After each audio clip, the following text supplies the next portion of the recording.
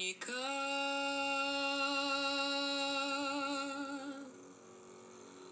única já que tu,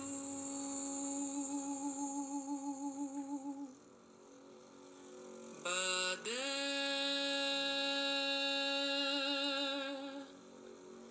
Bade Yatami,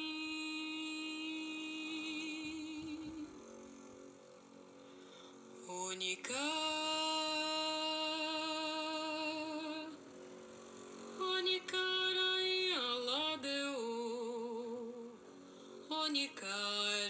Que tu ai Rama Sareo Adeo Aleo Domase ai Rama Sareo Adeo Aleo Domase Ye que kirilo ni joko ayaba olodomase. Aboru, Oboye, Boa Xixé, a todo o nosso Segbé, toda a comunidade, os seguidores do nosso Celto. Eu tô aqui tomando um cafezinho e gravei um vídeo, tô gravando um vídeo agora pra vocês, onde eu vou falar um pouco sobre Xangô. Vou falar sobre Xangô, mas não sobre ele, e sim sobre o que ele nos trouxe, nos traz, e como a gente usa as histórias de Xangô para nos beneficiarmos na nossa vida, principalmente em prol da nossa própria proeminência, do nosso próprio sucesso. Vamos lá.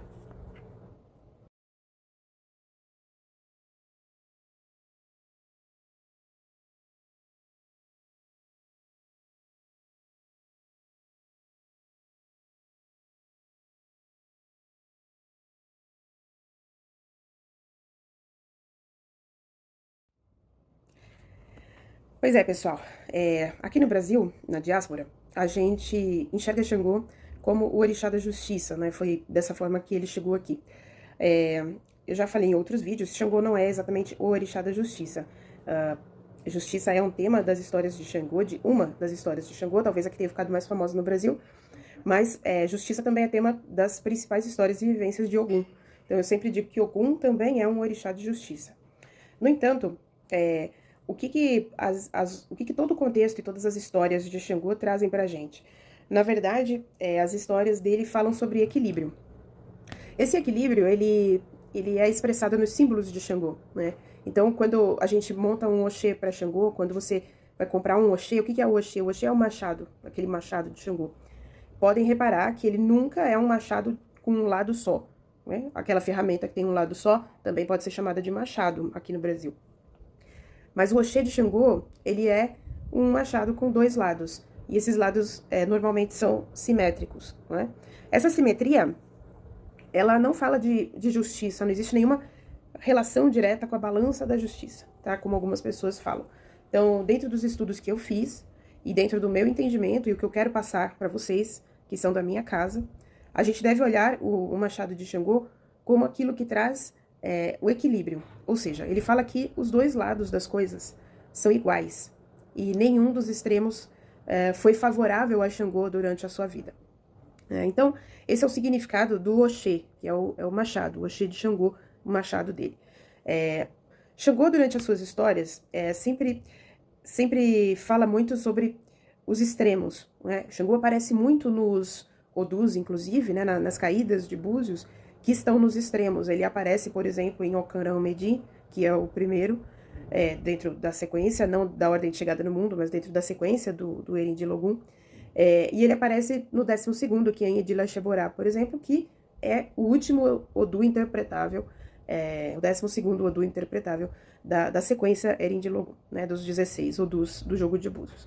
Então ele sempre aparece nos extremos, porque seu comportamento era sempre bastante extremado. Então, Xangô, desde criança, apresenta histórias onde ele tinha bastante destaque, mas ele sempre demonstrou opinião muito forte. E nessa semana, os vídeos que eu gravei para vocês, falei muito sobre convicção, ser convicto, né? E o quanto ser convicto demais nos prejudica nas nossas decisões. A gente se prejudica, porque o excesso de convicção, ele faz muitas vezes com que a gente solte, use palavras, com que a gente tire conclusões, tome decisões precipitadas. Então a gente pode falar coisas a respeito de alguém, ou até da gente mesmo, ou até de situações quaisquer, e no fim das contas nós percebemos que não era exatamente como a gente estava imaginando.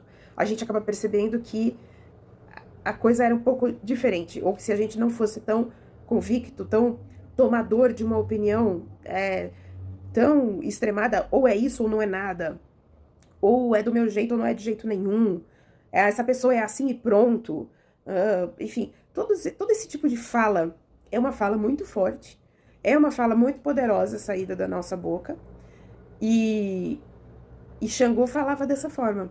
Ele fazia o que queria, ele tinha o que queria, usava, né, a fala, obtinha tudo aquilo que ele desejava. Mas por vezes, em diversas histórias de Xangô, mostra como aquilo que ele queria, ou aquilo que ele concluiu e assumiu como verdade, se volta contra ele. Uma das histórias mais famosas é uma das versões do casamento dele com Oyá, em que ele foi avisado que para se casar com essa mulher forte, que ele precisava fazer ebó, que ele tinha que fazer, né, foi aconselhado pelo Aô, né, pelo sábio, pelo Babalaô dele, enfim, foi aconselhado a fazer ebó, não fez, não deu importância para o que falavam a ele, né, se fazia de que não escutava, ignorou Exu, né, e se casa com Oyá, e ao final da história, ele é tido como um homem fraco, porque ignorou os avisos de que Oyá era a mulher mais forte do que ele, né.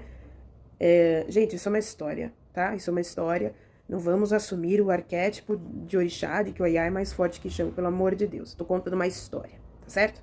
Então, essa é uma das histórias de Xangô, em que ele ignora os conselhos, ele queria muito se casar com aquela mulher, e no fim das contas, aquilo se voltou contra ele, no formato de fofoca, no formato de más palavras e tantas outras coisas. Isso é um trecho de uma história que, se eu não me engano, até a gente tem no Odu, que eu falei, Okanran Medi, tá bom? Então, é muito importante que a gente tome cuidado com a convicção. Não à toa eu escolhi estar aqui com uma blusa vermelha e outros adereços brancos, porque, como é conhecido, a cor de Xangô, efetivamente na Nigéria, não é o marrom, né? É o vermelho e o branco.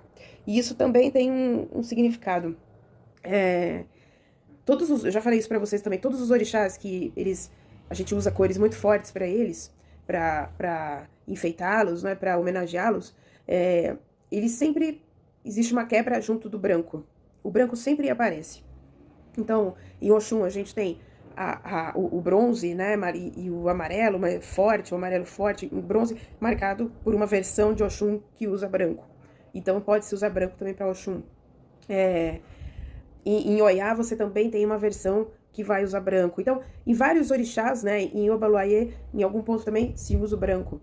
Porque o branco, ele significa o quê? Ele significa a paciência, ele significa a quebra do excesso de calor, né? O branco é aquele que vem para quebrar o calor que se apresenta nas outras, na fortaleza, né, das outras cores. E aqui eu não tô falando de cromoterapia, gente, pelo amor de Deus, não vamos fazer essas associações esdrúxulas. Eu tô falando de uma lógica que se segue para dar um sentido e expressar coisas, né, dentro do culto de orixá. Então, o branco, ele vem para, né, no final, a gente sempre usa o branco e as coisas que acalmam para apaziguar esses orixás, para apaziguar o lado forte que existe dentro deles. E, então, as duas coisas são extremamente úteis, mas juntas em equilíbrio, né? Então, nem se deve ser tão convicto e nem tão pacífico. A gente precisa ter um equilíbrio, a gente precisa achar meio termo nas coisas, para que essas coisas nos favoreçam e possamos ser bem-sucedidos. No final das histórias, né, de Xangô, a gente sempre encontra a vitória, porque Xangô é vitorioso contra os seus inimigos. Mas a forma, o caminho que ele fez, nós não precisamos repetir. A gente não precisa sofrer como ele sofreu, né, tanto assim, para chegar na proeminência, para assumirmos o nosso reinado, para termos sucesso, para sermos pessoas de sucesso. Nós podemos abreviar o caminho se a gente olhar para a história de Xangô e se analisar o tempo todo, quando vai tomar uma atitude, quando vai falar alguma coisa, tentar se ponderar para não ser nem tão convicto e nem tão pacífico em relação aos nossos atos, às nossas atitudes. Então, se você tem Isso pode estar, gente, assim, no dia a dia, sabe? Se você tem alguma coisa para você falar para alguém, nem deixe de falar, né? Nem fique tão pacífico em relação à sua fala, aguardando um momento bom, aguardando sabe-se lá o quê, e aí você acaba não falando, e esse problema acaba aumentando. E nem vá falar com agressividade, no calor, né? Nem vá falar de forma estúpida, não vá falar com força exagerada. Como eu sempre digo, a boca é um instrumento muito poderoso. Ela pode construir ou desconstruir qualquer coisa. E a boca é um outro símbolo de Xangô, né? A gente diz que o raio, né, o fogo de Xangô, ele sai pela boca. Então, existem inclusive atos durante a iniciação de uma pessoa em Xangô que passam pela sua boca, tá certo? Tamanha a importância e a relevância que tem essa parte, né, a boca, que também é uma parte do Ori, na vida dessa pessoa dali pra frente. Então, era essa mensagem que eu queria trazer para vocês. Queria contar um pouco da vida de Xangô, do significado de alguns dos seus símbolos, cores e tudo, mas mais importante do que a gente conhecer esses significados é a gente aplicar esses significados na nossa vida, no dia a dia mesmo. Fazer com que esses significados estejam presentes em cada atitude que a gente decide ou não decide tomar, tá certo? Nem deixar as coisas ficar muito frias e nem deixar que as coisas fiquem acaloradas demais. E se você não gostou da minha mensagem, provavelmente é para você mesmo que ela serve. Aboru, aboí, aboxixé. Espero que eu não tenha irritado o Ori de ninguém e espero poder estar contribuindo com vocês para que todos tenham uma vida melhor, tomem decisões melhores e alcancem seus caminhos com bastante sucesso. Axé, Ireô!